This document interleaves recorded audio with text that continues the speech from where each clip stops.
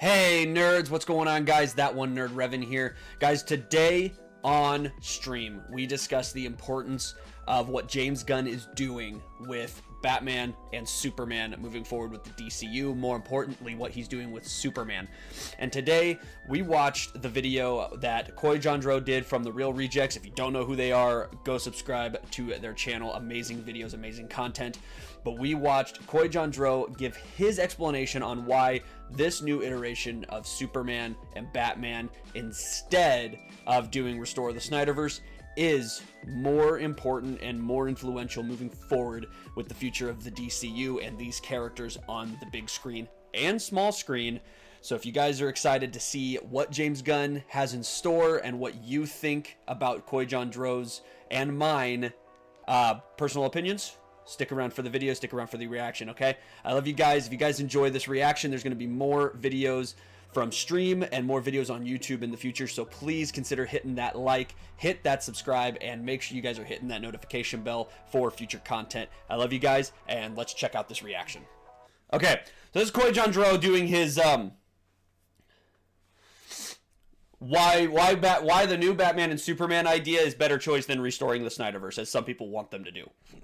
So let's just listen to what he has to say. Citizens of the Reject Nation, welcome, and this is going to be a very different video from me. Before we get into it, please do the YouTube things, like, subscribe, hit that notification bell, comment, because after I say the things I'm about to say, a lot of you might leave. So I'm saying it up front because this is going to be a different kind of video that might anger a decent amount of you, but I've been angry for a while now, and I've had this conversation with a lot of people, and I thought it was time to have this conversation here with you. This is the reason for Coy's Comic Corner. These are the kind of things I want to start turning this into, and if this does well, and if you like it, please do let me know. Leave a comment below about this type of video. Basically, I'm going to be talking about my experience with a certain thing in comic books that I think is messy, and I hope that you are with me, and if you disagree, at least be patient, and at least try to see where I'm coming from, because it is... Oh, shit! I think not rebooting the Snyder Cut is the best thing for Batman and Superman. And on top of that, I think we need the Batman and Superman that we're about to get with the DCU more than ever because nice job, of the Snyder Cut.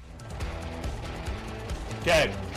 I love this. He's so right at the spot top, on, I think. I just need to address the fact that there are people that think that Superman should be murderous, should wear a black suit all the time, should be the version of him that snaps someone's neck. And I understand that between the Zack Snyder films and the animated series and all of these things, that is a version of the character that they see as the true version of the character. I should also say at the top that I think Zack Snyder and Deborah Snyder are absolutely fantastic. I agree. As creators, I think she is a powerhouse producer. I agree. Is a powerhouse producer, director, creator. But I think what that little universe has I can't wait for his new movie that's coming out. Very tricky situation while liking the Snyders. I've had conversations with the Snyders, so know that I like them as people and know that I enjoy the Snyder films. But I will completely own that I think of the Snyder films as an Elseworld. I think of the Snyder Superman and Batman as something that would be a take on the character that wouldn't be canon. And that's going to be what this is. That's this conversation. Superman was invented in 1930. Listen to this. Superman was invented by two scrawny Jewish guys as a means to cope with the depression that was going on leading up to World War II, being picked on. He touches on that, Glacius.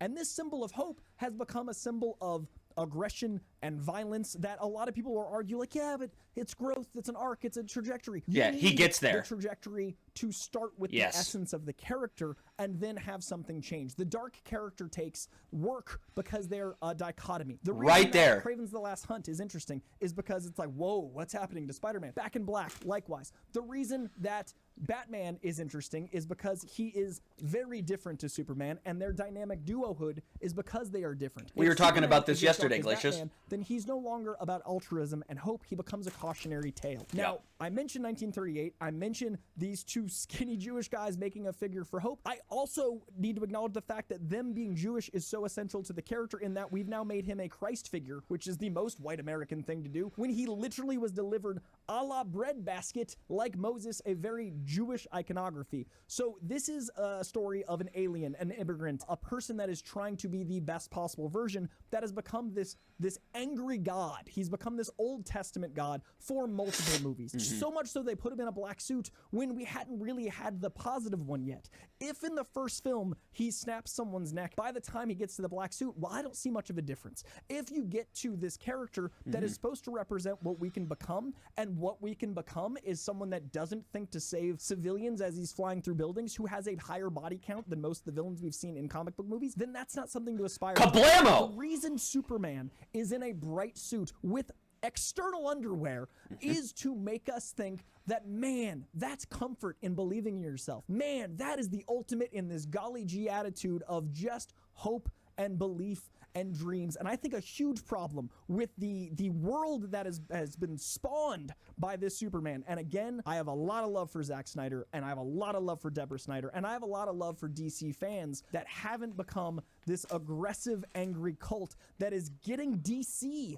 in issues. The world of DC, the shape of Warner Brothers is lesser for this very, very vocal, vitriolic group of people that threaten, that troll, that become issues to the properties at large, that cause box office issues because now the suits that aren't comic fans don't know how to steer this ship. They tried to make the Snyder Cut. It had to be released in the way it was because of a lot of other situations. But even if you look at the movies that were working, if you look at BVS, it had a 69% drop off from week 1 to 2. Yes, it made $830 million worldwide, but the drop off when people heard about it was substantial because a lot of people like me, he doesn't lie once, Superman, and now don't have a place to talk about it. Every time I mention Superman, all I get is this, well, that's a really interesting novel idea, the character. Oh, well, Superman's not this anymore. Or my favorite, oh, the world we live in is dark and gritty. Right, here's where he gets that. I'm like 100%. Superman, as I said at the top, reflects what we're trying to get out of. If Superman reflects the world, it's not Superman. Superman is our aspirational character, while Batman is our cautionary tale. They invented Superman as something to achieve, to escape how bad the world was. If we make him dark and gritty, we're looking in at ourselves and going like, I guess that's fine. I guess that's enough. We'll just stay here. We need a Superman like the one they look to be adapting. All-Star Superman has the opening issue literally have Lex Luthor trick Superman into killing himself via the sun. Doesn't need Krypton, doesn't need Doomsday, doesn't need things. It shows the genius of Lex Luthor, which is a human that can take out a god. It shows Superman doing anything he can to save everyone, even realizing, man, the sun itself is the thing that it gives me my power. How ironic, it might be the thing that kills me, but accepting that he helped save people, so that was worth it. We need the literal sun. He's a sun god. We look to the sun for hope.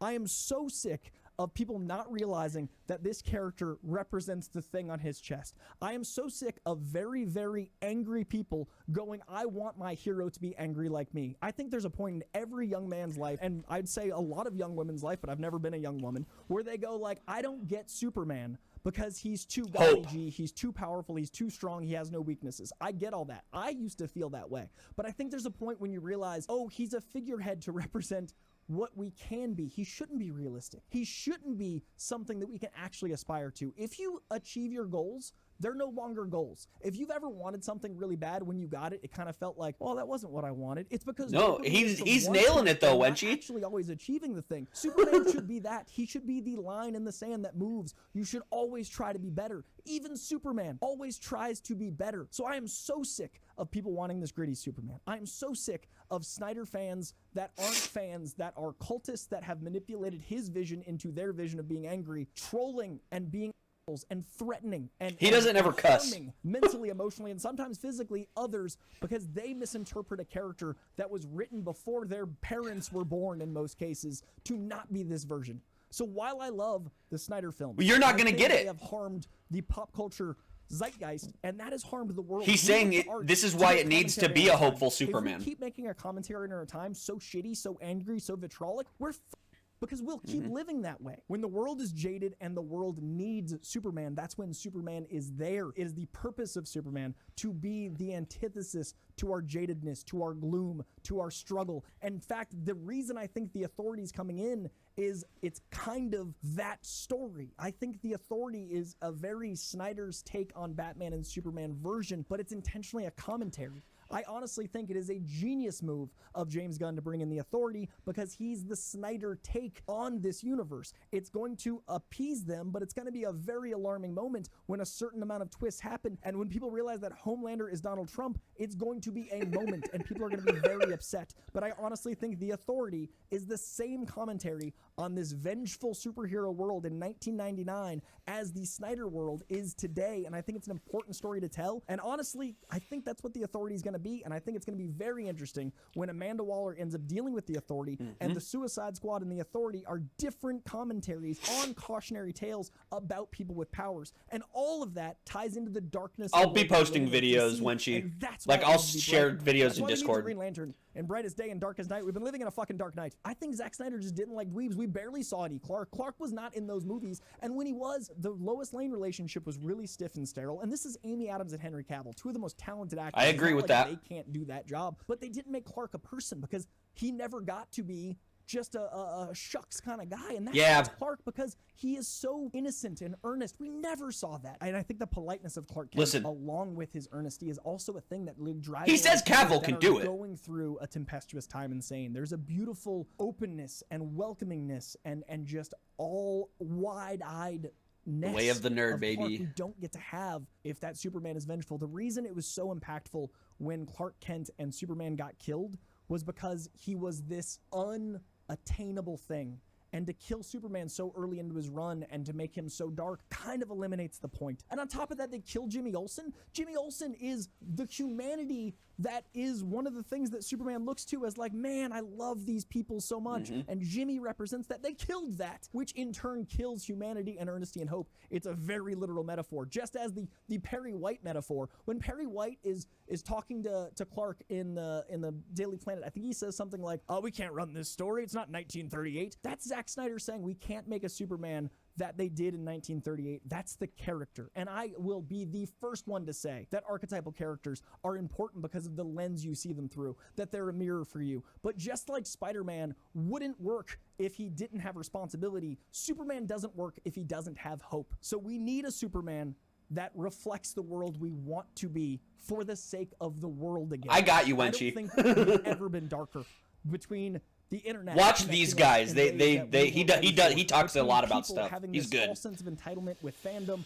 with their own lives, with perspectives on politics, with politics themselves, the tribalism, all the things we've reached. All of that is just a 1/100th of why we need Superman. And at the end of the day, I do think that's why Henry Cavill wasn't able to come back. I don't think it was as much as that was the thing that was publicly stated. I think that was a factor, obviously. They want to do, a journey with Lois and Jimmy and all those things. And I understand that they said they're keeping Aquaman and Flash for now. I don't know how true that is. I wouldn't say, hey, these 4 movies that are coming out aren't essential. They're obviously going to need to keep appearances. That I'm not saying it is true or it isn't true. I don't know. I'm not at DC. But I am saying that the reason Henry Cavill, the best Superman of my lifetime, I love Henry Cavill. The reason Henry Cavill might not have been able to keep going as Superman, even if it wasn't for the age thing, is the association with this. When you look at Henry Cavill, you don't see the Superman. He nails it.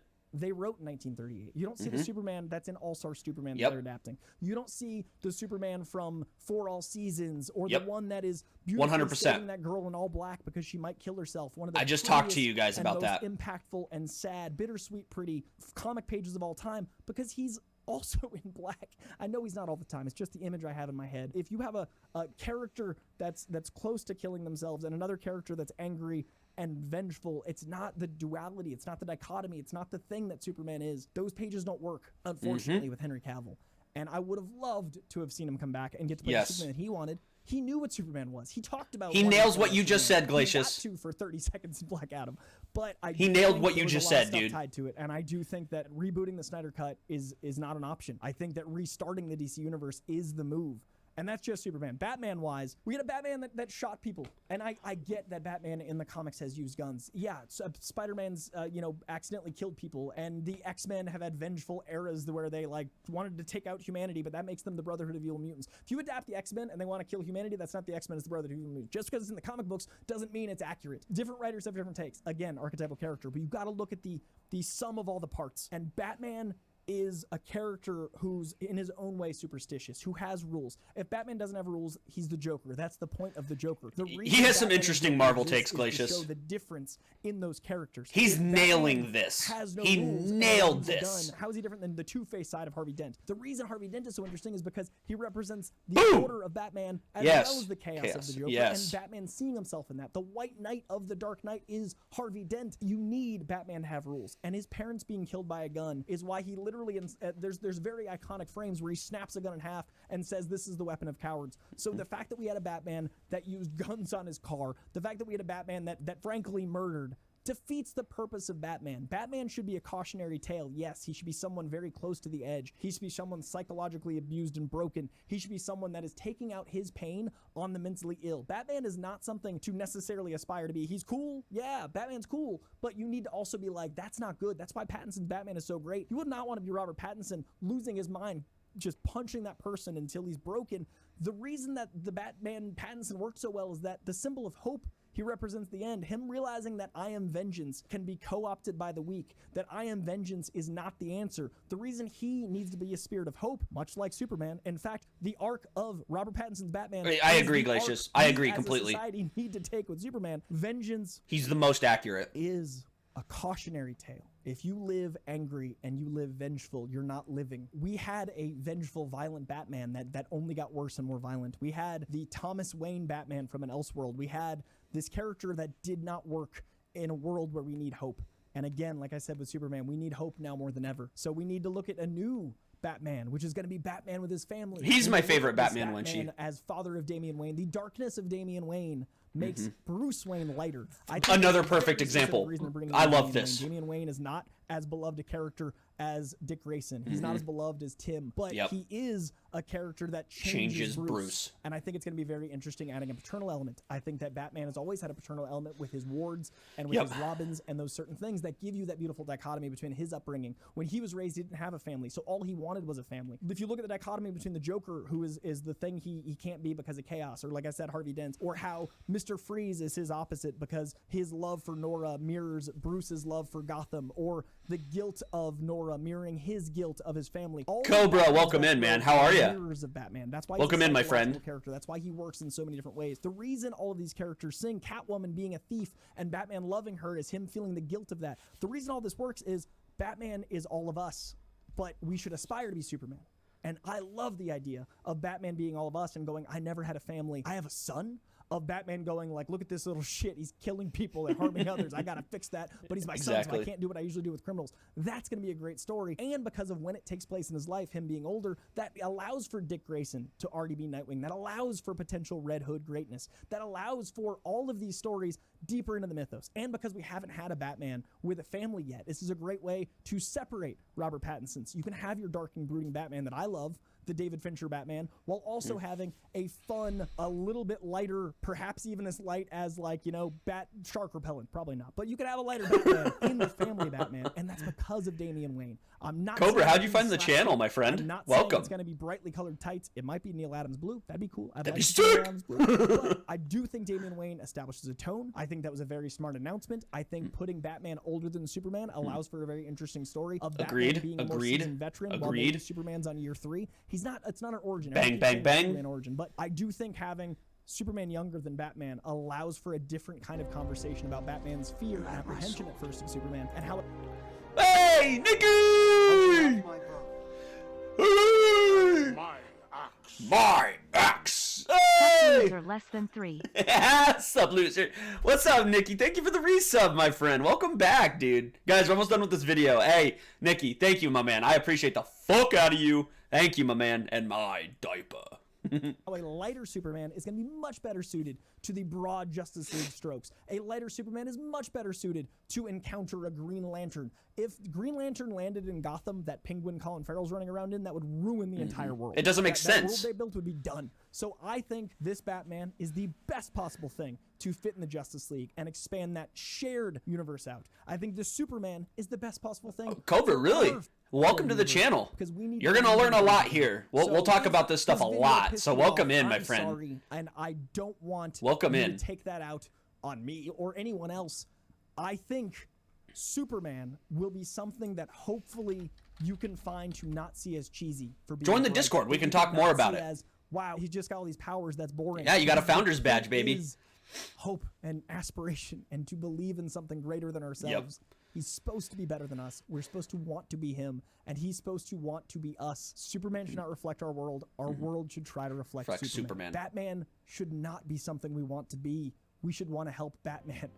I really, really think these new takes are going to be fantastic. And I really, really hope that if you've been dealing with some of the more angry DC fans, it hasn't changed your love for Thanks, DC Cobra. Comics. Welcome in, my friend. DC Comics. I love these characters. I talk about Marvel a lot because I've never felt comfortable dealing with some of the more negative DC fans, and they've only gotten more empowered and stronger in their might. It started with me not having as much to say because there weren't as many adaptations of DC. Then the adaptations came out, and just I got driven out of town, and I'm not going to do that anymore. I'm not going to be weak. I'm not going to be subservient to trolls. I'm not going to let the enemy win. So don't make yourself an enemy of comic books. Don't make yourself an enemy of DC. Change is important, and these characters are important to a lot of people. Stop being a dick. All right.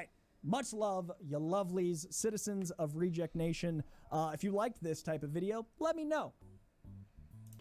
I think he nailed it, guys. I think... Yo, Fishy, what's up, brother? Guys, I think he nailed it. That's what we need from Superman. We need a more hopeful Superman. Superman is supposed to reflect what we as a society should want to strive to be in our world. Superman shouldn't be negative. Superman shouldn't be dark and gritty because that's not what we want to be. I think he shouldn't reflect the world we live in. We should try to reflect what Superman is. And I think that's why having a more hopeful Superman, that's why I think getting an all-star Superman iteration by James Gunn is perfect because it's going to be more hopeful. All-star Superman, like he talked about the goth girl that almost killed herself. Like I said, I cried when I read that comic panel. I haven't read the comic, and I cried at that one comic panel, that one page. And I think it is beautiful. I think it's perfect. I think Coy absolutely nailed what we think, what we should get out of a Superman, and I think he nailed what we should get out of a Batman. I would love to hear more of him talk. I would love to hear him talk about Batman more and have more of a video about Batman. But I think... we can talk about it in Discord. I think he nails everything that we want to see in a Batman and a Superman, specifically Superman, because there are so many people out there that love Henry Cavill. I love Henry Cavill. I love Zack Snyder. I love Deborah Snyder. I was a big proponent of restore the Snyderverse. I wanted to see more of that. And now that we've gotten more away from that, I'm starting to be more understanding, and I love James Gunn, and I love the things James Gunn has done, and hearing that we might get, and then hearing Coy Jandreau talk about that, I'm like, oh wow, and I kind of reevaluated my personal view of where Superman should be, because I didn't know Superman so much growing up. The Superman of my lifetime was Henry Cavill. It came out in 2011. I was 2005. I was 10. I was 16 years old. I was 16 years old when Superman came out. So when Man of Steel came out, so Man of Steel was my Superman. I didn't watch the Superman Returns with, I can't remember his name now, but I didn't watch the Superman Returns movies. I didn't really watch the original Superman movies. My dad loves Superman, but we watched Batman. We watched Batman Returns. We watched Batman and Robin for how bad it was, yes, and we watched the Dark Knight movies, the Batman Begins. We watched those. Those were my superheroes growing up. And that's why when I saw Man of Steel, I was like, this is freaking awesome. This is awesome because this is what I know, because that was Batman. And the more I've dived into the Superman mythos and the more comics I've read, that's why I'm excited to watch the animated Superman series. That's why I'm excited to watch some of these Superman movies and these Justice League animated things and read more Superman comics, because that's what Superman is. And just from what I've seen from the All-Star comic, which is what All-Star Superman comic, which is what James Gunn is doing, Superman needs to be. No, I agree. I have seen so much. I haven't seen those movies. I have not seen the Christopher Reeve Superman. I have not seen it. And I need to see it because I want to see what a hopeful Superman is like. So I'm curious. Right. And he's going to be more hopeful when it may not be for everybody because people are so deep, like Cobra, like I said, welcome. You're gonna learn a lot about this stuff because that's what this channel is, my friend. Superman is supposed to be hopeful. He's supposed to be that opposite of Batman. That's why they are the dynamic duo. That's why they work so well together. That's why it works so well on a page. That's why it's gonna work so well on screen when they're together. Finally, officially, in a good universe, hopefully, that James Gunn can build. So that's just my personal opinion. I'm gonna cut this out. I'm gonna post it right on YouTube because I want.